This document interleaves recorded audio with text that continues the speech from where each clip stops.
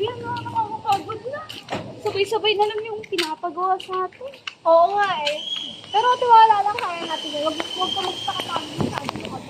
Hindi pwede. Kailangan sa kakuha sa batas na grado na kami.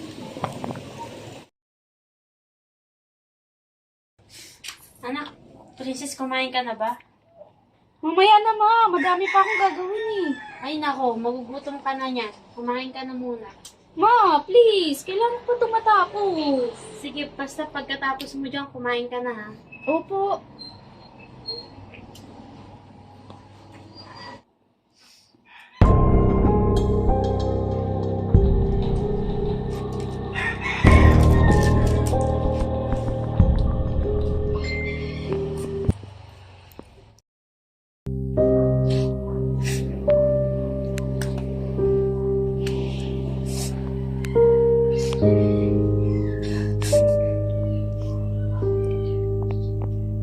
Oh, Princess, bakit gising ka pa? Ha?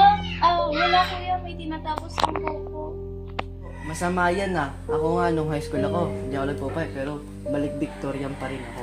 Si kuya talaga, palibero. Di naman ako kasing talino ni ate. Hays, drama talaga ni Bunso. Sige na nga, matulog ka na ha. Matutulog na rin ako. Di ko na kaya.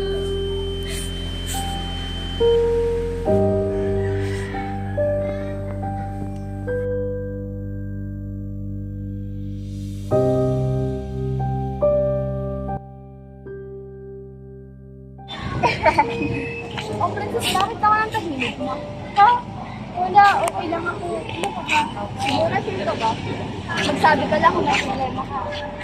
Salamat. Wait lang ha.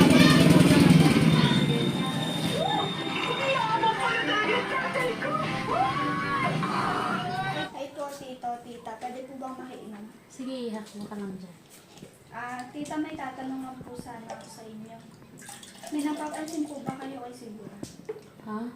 Hindi. Bakit? May problema ba? Bakit iha? Palagi kasi ako nasa trabaho. Palagi kasi siyang busy o kaya naman tulog na. Hindi ko po alam, tito. Medyo lutang at saka tahimik po siya sa school eh. Baka po dali lang sa pagod at kakapuyat. Sige po, tita. Babalik na po ako. Anak, kung may problema ka man, pwede ka naman sa amin magsabi ng problema mo. Pamilya mo kami. Tama na sinabi ng nanay mo.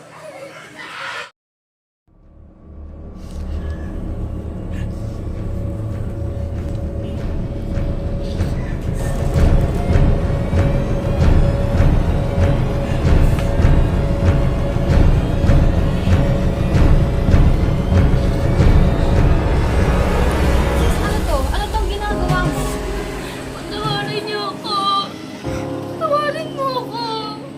Di ko na alam ang gagawin ko. Tawarin niyo ako. Tita, tito. May kailangan ko kayong malaman. Ano yun? Sis po kasi. Ma, pa. O anak, andyan ka na pala. Sorry po. Be silent. Hindi pwede. Ano ba? Ano ba nangyayari? Tita, tito. Si Princess po kasi nahuli ko na gumagamit na yung pinagbabawal na gamot. Ano? Ano to, Princess? Sorry po. Patawarin niyo po ako.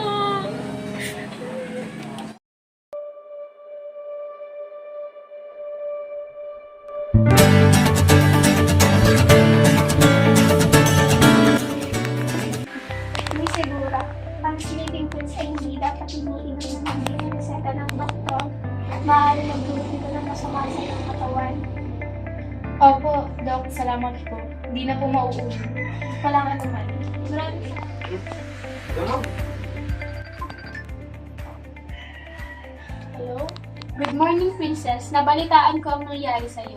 Don't pressure yourself. May surprise ako sa'yo. Morning po, Ma'am. Thank you po sa concern niyo. Pero ano po ba yung surprise niyo na yan? Ay no, na nag-aaral ka naman ng mabuti, di ba? Alam mo naman na next week na ang kuhanan natin ng card, di ba? Yes po. Para mas mabilis ka makarecover, I'm proud to say na ikaw ang with high honor this quarter.